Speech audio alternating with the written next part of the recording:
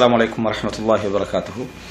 إن الحمد لله نحمده ونستعينه ونستغفره ونعوذ بالله من شرور أنفسنا ومن سيئات أعمالنا من يهده الله فلا مضل له ومن يضلل فلا هادي له وأشهد أن لا إله إلا الله وحده لا شريك له وأشهد أن محمدا عبده ورسوله أما بعد. அன்புள்ள சகோதரர்களே, இன்றைக்கு குர்ஆன் சுன்னாவை பின்பற்றக்கூடியவர்களுக்கு மத்தியிலும் குர்ஆன் சுன்னாவிலே வெளியே உள்ள மக்களுக்கு மத்தியிலும் இடையில் இந்த சூனியம் என்கின்ற ஒரு தலைப்பு ஒரு பிரச்சனையான ஒரு தலைப்பாக மாறி இருப்பதை நாங்கள் பார்க்கிறோம். இது சம்பந்தமாக நிறைய உலமாக்கள் பேசி விளக்கம் சொல்லி நிறைய ஆய்வுகள் செய்து வாத பிரதிவாதங்கள் நடந்து கொண்டிருப்பதை நாம் எல்லாம் அறிந்து வைத்திருக்கிறோம். சில சகோதரர்கள் எந்த அளவு கண்டா சலித்து போய்விட்டார்கள்.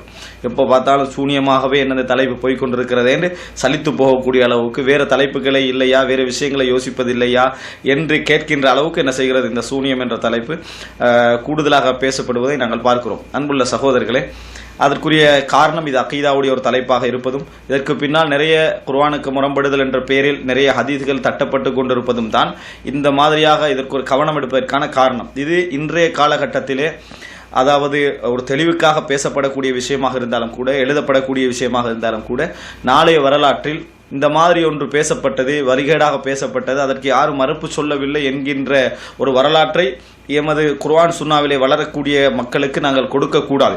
எப்பொழுதுமே நாங்கள் பாத்திலான விஷயங்கள், மார்க்கத்துக்கு முரணான விஷயங்கள் வருகின்ற பொழுது அது எமது குடும்பத்தவர்களிடம் வந்தாலும் சரி, எமக்கு விருப்பமானவர்களிடமிருந்து வந்தாலும் சரி, இந்த சமுதாயத்திற்கு மிக மிக முக்கியமான நபர்கள் என்று நாம் கருதக்கூடியவர்களிடமிருந்து வந்தாலும் சரி, அது மார்க்கத்திலே தவறாக இருந்தால், அது மார்க்கத்துக்கு முரணாக இருந்தால், நான் புரிந்தது போன்றுதான் உலமாக்களும் புரிந்திருக்கிறார்கள் என்கின்ற அடிப்படையில் அது இருந்து என்று சொன்னால் நிச்சயமாக நாம் என்ன செய்ய வேண்டும், அதற்கு மறுப்பு சொல்ல வேண்டும். இது அந்த மறுப்பு சொல்றவர்கள் மீது உள்ள கோபமோ காழ்ப்புணர்ச்சியோ இது காட்டாது. உண்மையின் மீது உள்ள விருப்பமும் பாத்தில் மீது உள்ள வெறுப்பை தான் என்ன செய்யும், இது காட்டும் என்பதை நான் ஆரம்பமாக சொல்லிக் கொள்கிறேன். அந்த அடிப்படையில் சூனியம் சம்பந்தமாக விரிவாக இன்றைக்கு நாங்கள் பார்ப்பதற்கு ஏராளமான விளக்கங்கள் என்று இருப்பதை நாங்கள் பார்க்கிறோம். பாத்திலை பொறுத்த வரைக்கும் அது வெற்றுவாதங்களால் போய்கொண்டிருப்பதை நாங்கள் அறிந்து கொண்டிருக்கிறோம்.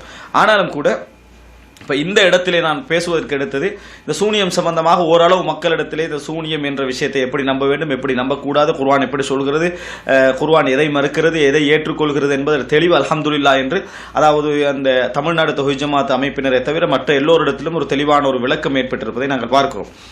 ஆனாலும் கூட அந்த தமிழ்நாடு தௌஹீத் ஜமாத்தில் இருக்கக்கூடிய சகோதரர்கள் அதிலே நிச்சயமாக மார்க்கத்துக்காக இஹ்லாஸாக இருக்கக்கூடிய சகோதரர்கள் இருக்கிறார்கள், அதில் சந்தேகம் கிடையாது. அதனால் அந்த மக்கள் உண்மையை நோக்கி உண்மையை தேடி போகின்றவர்களாக இருப்பதனால் அவர்களுக்கும் ஒரு விளக்கம் இதற்கு என்ன செய்ய வேண்டும், கிடைக்க வேண்டும் என்பதனால ஆங்காங்கே எப்பொழுது தவறான வாதங்கள் இது பற்றி வைக்கப்படுகிறதோ, புதிய வாதங்கள் என்று எதெல்லாம் வைக்கப்படுகிறதோ அவைகளையெல்லாம் அதாவது குர்ஆன் சுன்னாவை பேசக்கூடிய உலமாக்கள் நிறைய பேசி வருவதை நாங்கள் பார்க்கிறோம். அந்த அடிப்படையில் ஒரு சில குறிப்புகளை சொல்வதுதான் இன்றைய இந்த தலைப்புடைய நோக்கம். அதில் முதலாவது ஒரு விஷயம் என்னன்னு சொன்னால், அடிக்கடி அவர்கள் பேசக்கூடிய ஒரு அம்சமாக இந்த அதாவது சூனியம் என்கின்ற இது ஒரு வித்தை, அது ஒரு மேஜிக், அது என்னது ஒரு சுமார் சில சூழ்ச்சிகள் போன்ற சில விஷயங்களை செய்து மக்களை ஏமாற்றுவதற்காக காட்டப்படக்கூடிய ஒரு விஷயம் என்று அடிக்கடி சொல்வதை பார்க்கிறோம். சொல்வது மாத்திரமல்ல, இப்படி அதாவது காபிர்கள் எல்லோரும் சூனியத்தை இப்படித்தான் நம்பி இருந்தார்கள் அப்படின்னு சொல்கிறார்கள். காபிர்கள் கூட சூனியத்தை எப்படி நம்பி இருந்தார்களாம், அது ஒரு மேஜிக், அது ஒரு வித்தை, அது ஒரு ஏமாத்து, அது ஒரு பொய் என்று தான் காபிர்கள் கூட நம்பி இருந்தார்கள். ஆனால் இன்றைய முஸ்லிம்களில் உள்ளவர்கள் தான் இன்றைக்கு என்ன செய்யறாங்க, இந்த மாதிரி நினைக்கிறார்கள், அவர்களே என்ன செய்கிறார்கள், பேசுவதை பார்க்கிறோம். முஸ்லிம்களில் உள்ள மக்கள் தான் இந்த சூனியத்துக்கு ஒரு பாதிப்பு இருக்கிறது, சூனியத்துக்கு ஒரு தாக்கம் இருக்கிறது நம்புறாங்க. ஆனால் காபிர்களை பொறுத்த வரைக்கும் இது ஒரு வித்தை, இது ஒரு விளையாட்டு, இது ஒரு பொய், இது ஒரு ஏமாற்று என்று காபிர்கள் நம்பி இருந்தார்கள் என்று சொல்வதை நாங்கள் பார்க்கிறோம்.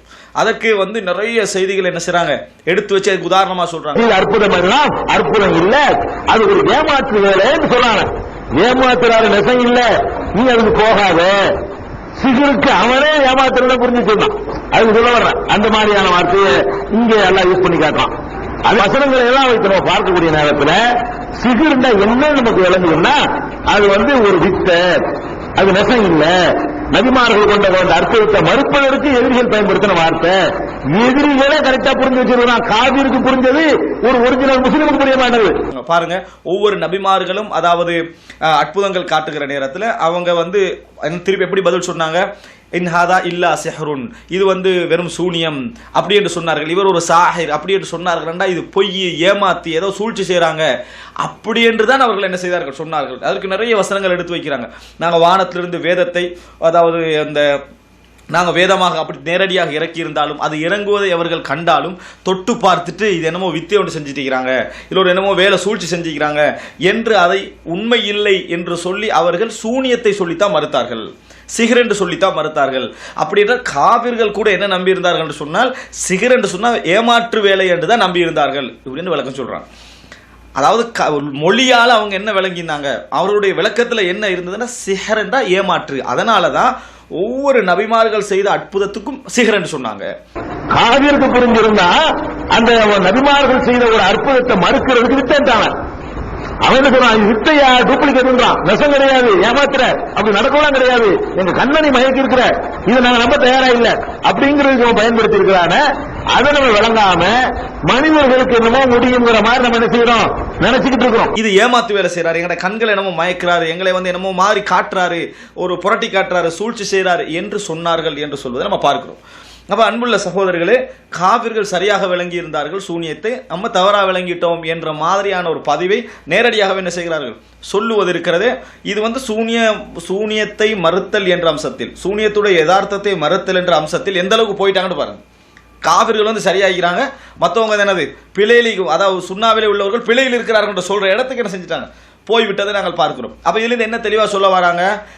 ஜாகிலியா காலத்திலே இல்லாத ஒன்று, சஹாபாக்கட்ட காலத்திலே இல்லாத ஒரு கருத்தை பின்னால் உள்ளவர்கள் ஏற்படுத்தி கொண்டார்கள்.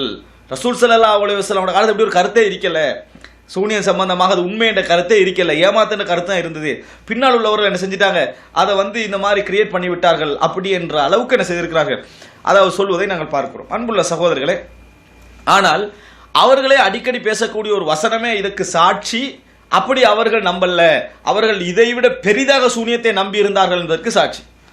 அடிக்கடி அவர்கள் சொல்லக்கூடிய ஒரு வசனம் என்ன, அதாவது அநியாயக்காரர்கள் சொல்லுகிறார்கள், அநியாயக்காரர்கள் சொல்லுகிறார்கள், இன் தத்தபியூன இல்லா ரஜுலம் மஸ்ஹூரா, நீங்கள் சூனியம் வைக்கப்பட்ட ஒரு மனிதரையே பின்பற்றுகிறீர்கள் என்று அநியாயக்காரர்கள் சொல்கிறார்கள். அவங்க அடிக்கடி சொல்லுவார்கள்.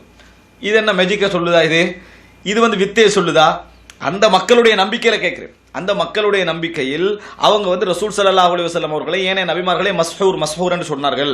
அப்படி என்று சொன்னால் இது வித்தையை சொல்கிறதா? அவர்களுடைய வாதத்தில் கேட்கிறேன். அவர்கள் மஸ்ஹூரை எப்படி புரிந்திருக்கிறார்கள், மஸ்ஹூரை எப்படி விளங்கி இருக்கிறார்கள் என்ற அடிப்படையில் நான் கேட்கிறேன். சூனியம் வைக்கப்பட்ட மனிதரையே நீங்கள் பின்பற்றுகிறீர்கள் என்று சொன்னது வந்து அதாவது மயக்கப்பட்ட மனிதர், கண்மயக்கப்பட்ட மனிதர் என்ற கருத்தில் சொன்னாங்களா, சிந்தனை மயக்கப்பட்ட மனிதர், வழக்கம் இல்லாம என்ன செய்யறாரு, பேசுறாரு, உடம்ப ஆரம்பிச்சுட்டாரு, பைத்தியகாரர் ஆகிட்டாரு என்ற கருத்துல மஸ்ஹூர் என்ற சொல்ல யூஸ் பண்ணாங்களா? அப்ப மஸ்ஹூர் அவங்க தெளிவா விளங்குது. அவர்கள் மஸ்ஹூர் என்ற சொல்லை பாதிப்பு ஏற்படுத்தக்கூடிய, சிந்தனை குழப்பம் ஏற்படுத்தக்கூடிய கருத்துல தான் என்ன செஞ்சுக்கிறாங்க, யூஸ் பண்ணி இருக்கிறார்கள். பாதிப்பை ஏற்படுத்தக்கூடிய கருத்துல யூஸ் பண்ணாங்க, அதுல தெளிவாக என்ன செய்கிறது, விளங்குவதை பார்க்கிறோம். இப்ப இது ஒரு தவறான வாதத்தை என்ன செய்கிறார்கள், அங்க காவிர்கள் சரியா விளங்கிய மாதிரி, நாங்க தவறா விளங்கிய மாதிரி ஏற்படுத்துறாங்க. காவிர்கள் வந்து இவங்க விளங்கின மாதிரி விளங்கினு சொல்றாங்க, நாம விளங்கினோம், அவர்கள் விளங்கியது போன்று காபிர்கள் விளங்கி இருந்தார்கள் அப்படி என்றாங்க. அப்படியெல்லாம் இல்லை. காபிர்கள் வந்து எப்படி விளங்கி இருந்தார்கள் நீங்க குர்ஆன் வசனம் எல்லாம் பாத்தீங்கன்னா விளங்கும். அதாவது ஈசா அலைஹிஸ்ஸலாம் வந்து இறந்தவரை உயிர்ப்பிக்கிறார். சரி, குருடரை வந்து பார்வையாக்கிறதே அப்படி சொல்லலாம், குருடரை வந்து பார்வையாக்கிறத அவர் என்னமோ அதை ஏமாத்தி காட்டுறான்னு சொல்லலாம். இறந்து போனவரை நான் உயிர்ப்பிப்பேன், உஹில் மௌதா பிஇذنில்லாஹ், அல்லாஹ்வுடைய அனுமதியை கொண்டு இறந்தவரை நான் உயிர்ப்பிப்பேன் என்று சொன்னதுக்கு, உயிர்ப்பிச்சு காட்டின பின்னால காபிர்கள் என்ன சொன்னாங்க தெரியுமா, சிஹ்ருன், சூனியம்னாங்க. அவ என்ன விளங்கி வச்சிருந்தாங்க, இது கண்கட்டி வித்தை என்ன விளங்கி வச்சிருந்தாங்க காபிர்கள். காபிர்கள் விளங்கி வச்சது எங்களுக்கு ஒரு விஷயமே அல்ல, எங்களுக்கு ஒரு அது அம்சமே அல்ல. ஆனா காபிர்களை ஒரு வாதமா வச்சதுனால சொல்றேன். இதுல அர்த்தம் வந்து அப்ப என்ன, இறந்தவர்களை உயிர்ப்பிச்சு வார்த்தை காட்டார். இன்றைக்கு ஒருவர் மௌத்தாயிட்டார், வேற உயிர்ப்பிச்சுட்டாங்கன்னா அவர் உயிர்ப்பிக்கிறார், இது சூனியம் சொல்லுவார்களா? இறந்தவர் உயிர்ப்பிச்சு வாரார், அவர் வாழ்றாரு, அதுக்கு பின்னால வாழ்றவரை சூனியம் என்று சொல்லுவாங்களா? அப்ப அவங்க சூனியம் என்று சொன்னாங்கண்டா என்ன கருத்துல சொன்னாங்க தெரியுமா, சூனியத்தால இதுவும் செய்யலாம்னு நம்பிக்கையில் இருந்தாங்க. விளங்கிட்டானே, சூனியத்தால பறக்கலாம் மேல.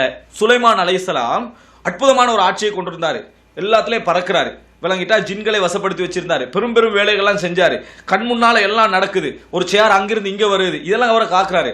இதெல்லாம் நினைச்சிட்டு அவங்க என்ன சொன்னாங்க, வமா கஃபர சுலைமான் வலாக்கின்ன ஷயாத்தீன கஃபருன்னு அல்லாஹ் தஆலா சொல்றான். சுலைமான் காஃபிராகவில்லை, ஷைத்தான்கள் தான் காஃபிரானார்கள். யுஅல்லிமூன நாஸ சிஹ்ர, சூனியத்தை கற்றுக் கொடுத்து அப்படின்னு சொல்றான் அல்லாஹ் தஆலா. ஏன் சொல்றான்டா, சுலைமான் அலைஹிஸ்ஸலாம் அடர்ந்த இவ்வளவு ஆட்சியையும் சூனியத்தால் அடைஞ்ச நம்பினாங்க. இது சூனியத்தால் தான் அவர் அடைஞ்சார், அவர் சூனியம் படிச்சிருக்கிறார், இதை வச்சு தான் அவர் இவ்வளவு டெவலப் ஆகிக்கிறாரு அப்படி என்று நம்பினார்கள். நம்பிக்கை அவர்கள்ட்ட இருந்தது. அதனால தான் அல்லாஹ் தஆலா சொல்றான், சுலைமான் அலைஹிஸ்ஸலாம் காஃபிராகவில்லை, ஷைத்தான்கள் சூனியத்தை படிப்பிச்சு காஃபிராயிட்டாங்க. அப்ப காஃபிர்களுடைய நம்பிக்கை என்ன தெரியுமா, சூனியத்தால எதையும் செய்யலாம். காஃபிர்களுடைய நம்பிக்கை உலகத்தில் என்ன உச்சகட்டத்தை அடையலாம், உலகத்தில் பெரும் பெரும் வசதிகளை அடையலாம், உலகத்தில் நம்ம எங்கேயோ ஒரு இடத்துக்கு போகலாம் என்பது காஃபிர்களுடைய நம்பிக்கை. ஆனா காஃபிர்களுடைய நம்பிக்கை எங்கே காய்கிட்டு தெரியுமா, இப்ப அவர்கள் ஒன்றுமே இல்லைன்னு நம்பினார்கள், அது ஒரு ஒரு அம்சமே இல்லைன்னு நம்பினார்கள் என்ற இடத்துக்கு கொண்டு போயிட்டாங்கன்னு சொன்னா எந்த அளவுக்கு போய்கின்றிருக்கேன்னு பாருங்க. தெளிவா இப்படி நேரடியா என்ன செய்கிறார்கள் சொல்லுவதை பார்க்கிறோம். சிகிர்னா என்ன நமக்கு விளங்குதுன்னா, அது ஒரு வித்த, அது நெசம் இல்ல. நபிமார்கள் கொண்ட அர்த்தத்தை மறுப்பதற்கு எதிரிகள் பயன்படுத்தின வார்த்தை. எதிரிகளே கரெக்டா புரிஞ்சு வச்சிருக்கான். காபிருக்கு புரிஞ்சது ஒரு ஒரிஜினல் முஸ்லிமுக்கு புரிய மாட்டது. எனவே முதலாக விளங்கிக் கொள்ளணும், செஹர் செஹர் செஹர் அவங்க சொன்னதுக்கான காரணம், நீங்க விளக்குற மாதிரி விளங்கப்படுத்தீங்கன்னா அர்த்தம் என்ன, அது ஒண்ணும் இல்ல வித்த அப்படின்னு சொல்லி விளங்கப்படுத்துறது. இன்னொன்று என்ன, இது சூனியத்தால எல்லாரும் செய்யலாம், எல்லாவற்றையும் என்ன செய்யலாம், எந்த இடத்துக்கும் போகலாம், உச்சகட்டமான வேலை என்ன செய்யலாம், சூனியத்தால செய்யலாம். இது காபிர்களுடைய நம்பிக்கை. இப்படி இருந்தா அப்படி இருந்ததா என்று பார்த்தீங்கன்னு சொன்னால், இரண்டாவது நான் சொல்றேனே, இந்த முறையில தான் காபிர்களுடைய நம்பிக்கை இருந்தது. சூனியத்தால நம்ம உச்சகட்டத்தை அடையலாம், சூனியத்தால பெரும் பெரும் பணக்காரனாகலாம், சூனியத்தால வானத்துல பறக்கலாம், சூனியத்தால எதுவும் செய்யலாம் என்ற இன்னும் சொல்ல போனால், ஒரு அல்லாஹ்விடமிருந்து ஒரு முஸ்லிம் என்ன எதிர்பார்ப்பானோ அதை சூனியத்தின் மூலம் முழுமையாக அவர்களுக்கு என்ன செய்யலாம் என்ற நம்பிக்கை இருந்தது. இது நீங்க அடிப்படையாக புரிந்து கொள்ள வேண்டிய ஒரு விஷயம். ஒரு முஸ்லீம் அல்லாஹ்விடம் வந்து எதிர்பார்க்கிற மாதிரி காபிர்கள் என்ன செய்தது, அந்த முழு நம்பிக்கை இருந்தது. இந்த சூனியம் என்றது காபிர்கள் நம்பியிருந்த சூனியம் இதுதான். இஸ்லாம் எப்படி நம்ப சொல்கிறது என்பதை நான் பின்னால் சொல்கிறேன். இதையே அவர்கள் காபிர்கள் இப்படிதான் ஒண்ணுமே இல்லை நம்பினார்கள் என்று சொல்றாங்க, நாங்க தான் இப்படி தவறாக நம்புறோம் என்று சொல்றாங்க. காபிர்கள் அதாவது மோசமாக நம்பி இருந்தார்கள், உச்சகட்ட லெவலுக்கு நம்பி இருந்தாங்க, இறை மறுப்பு கொள்கை போற அளவுக்கு நம்பி இருந்தாங்க. அதனாலதான் ஒரு மனிதன் சூனியம் கற்கிறான்டா, சூனியம் படிச்சு கொடுக்கிறான்னு சொன்னா அவனது முழு நோக்கமும் இந்த உலகத்துல முன்னேறதும், உலகத்துல ஆசை வைக்கிறதும், உலகத்துல வளர்ச்சி அடைவதும், உலகத்துல ஆட்சி, இதான் அவன் எண்ணமாக இருக்கணும். அதனால இஸ்லாம் என்ன செய்கிறது, குஃப்ர் என்று சொல்லுது. ஒரு நாளும் அவர்களால் அந்த எல்லையை அடைய முடியாது என்று சொல்லி குர்ஆன் ஹதீஸும் என்ன செய்கிறது, சொல்லுகிறது. இது முதல் அம்சம். இந்த இடத்துல அவர்கள் தவறு விட்டார்கள் என்பதை புரிந்து கொள்ள வேண்டும்.